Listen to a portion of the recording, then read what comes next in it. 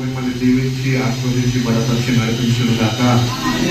మంచిదండి, సమయం ఎక్కువైపోయింది, అయినప్పటికీ ఆత్మీయ ఆహారం మనకు కావాలి కనుక సమయం వచ్చేసి సమృద్ధి అయిన వాక్యాన్ని మనం వినబోతున్నాము. మన మధ్యలో దైవజనుడు రాజ్ కుమార్ అన్న గారు ఉన్నారు. మన మధ్యలో ఎవరో అనుకోవద్దు, హృదయం వల్ల డాడీనే. కాబట్టి అన్న మనకి వాక్య సందేశాన్ని అందిస్తారు. దానికన్నా ముందుగా క్రిస్మస్ సీజన్లో ఉంటున్నాము, అడ్వెంట్లో ఉంటున్నాము. మొదటి అడ్వెంట్ జరుపుతున్నాము, సెకండ్ అడ్వెంట్ మనము జరుపుకున్నాము. ఈరోజు 3వ అడ్వెంట్లో మనము ఉన్నాము. కాబట్టి మొదటి అడ్వెంట్ ఏమై ఉన్నది? నిరీక్షణ. రెండవది సమాధానము. ఈరోజు 3వది జాయ్, సంతోషము. కాబట్టి ఈ 3 క్యాండిల్స్ ఇక్కడ ఉన్నాయి. ఈ 3 క్యాండిల్స్ ఈరోజు ఏం చేయాలి? వాటిని వెలిగించాలి. వెలిగించడానికి 3 కుటుంబాలు కూడా మనతో ఉన్నాయి. ఆ 3 కుటుంబాలు ముందుకు వస్తే కనుక ఆ క్యాండిల్ని వెలిగించినాక ఇమ్మీడియట్ గా సమయాన్ని ఏమాత్రం పోలేక వాక్యంలోకి వెళ్తాం. కాబట్టి ఫస్ట్ గా జోసెఫ్ అండ్ సౌజన్య ఇద్దరు రావాలి. హోప్ అనే క్యాండిల్, నిరీక్షణతో కూడిన క్యాండిల్ ని మీరు వెలిగించాల్సిందిగా మనం చేస్తున్నాం. క్యాండిల్ లైటింగ్ ఓన్లీ భార్యాభర్తలకి మాత్రమే, ఓకేనా? అందరూ ఫీల్ అవ్వద్దు, ఫీల్ అవ్వలేదు.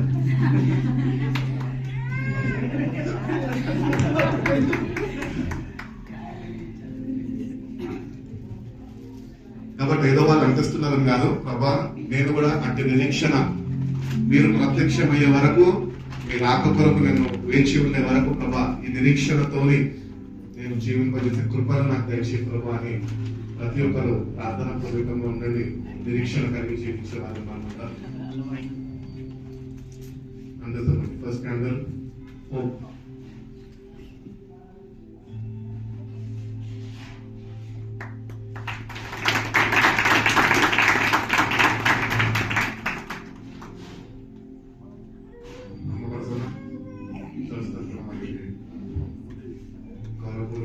సన్మానం చేయాల్సింది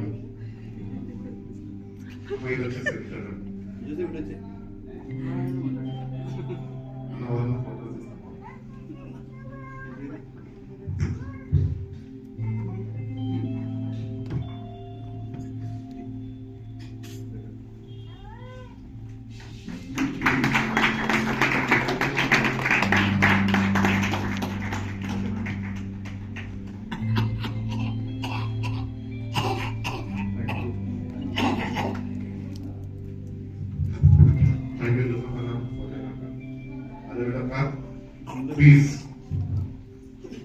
మన మధ్యలో శాలం రాజు గారు వచ్చి ఈ piece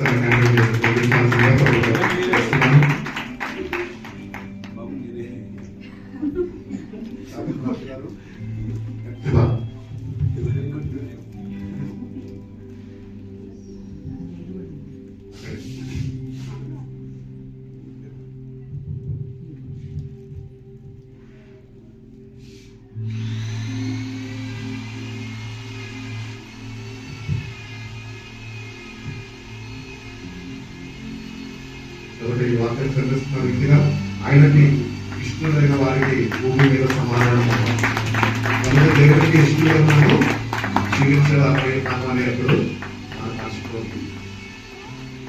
thank you, God bless you. అమ్మా నేనైతే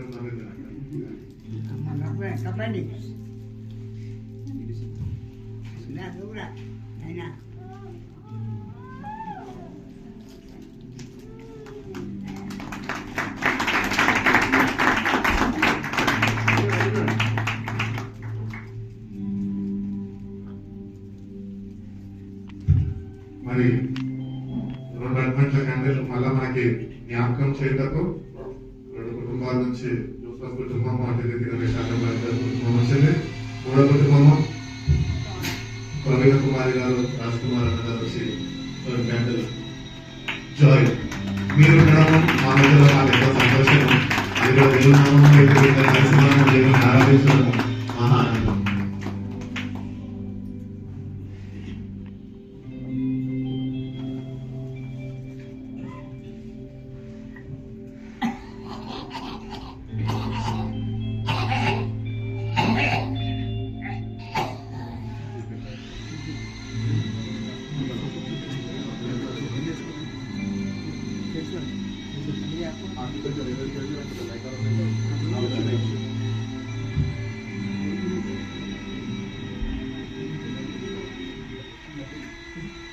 చెప్పండి కొడుతున్నా. థ్యాంక్ యూ అమ్మా, థ్యాంక్ యూ అమ్మా.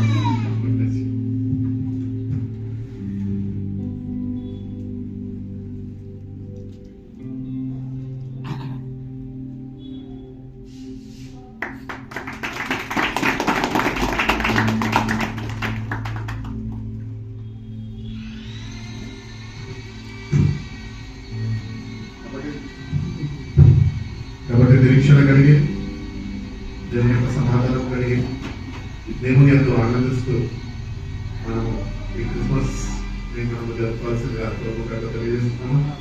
కాబట్టి ఆయనకి ఇష్టలైన వారికి మాత్రమే భూమి మీద సమాధానం ఉంటుందని బైబిల్ స్పష్టంగా తెలియజేస్తున్నాము. కాబట్టి దేవుని మందిరానికి వచ్చి కూర్చున్న మనము, వాక్యం వింటున్న మనము, క్రైస్తవులుగా జీవిస్తున్న మనము నిజంగా ఆయనకి ఇష్టలుగా జీవిస్తున్నామా లేదా అని మనని మనము వాక్యంతో సరిచూసుకొని మన జీవితాలు తిరిగి ఆయనకు అప్పగించుకొని ఆయనతోనే సమాధానం పడి ఆయన మనని బట్టి సంతోషపరిచే రీతిగా సంతోషపరిచే రీతిగా మనము మన జీవితాన్ని మార్చుకోవాలని ప్రభు గట్టి తెలియజేస్తున్నాను. వాటి వాక్యంలో పెద్దము మన మధ్యలో రాజ్ కుమార్ అన్నగారు వచ్చి వాక్య సందేశాన్ని అందిస్తారు.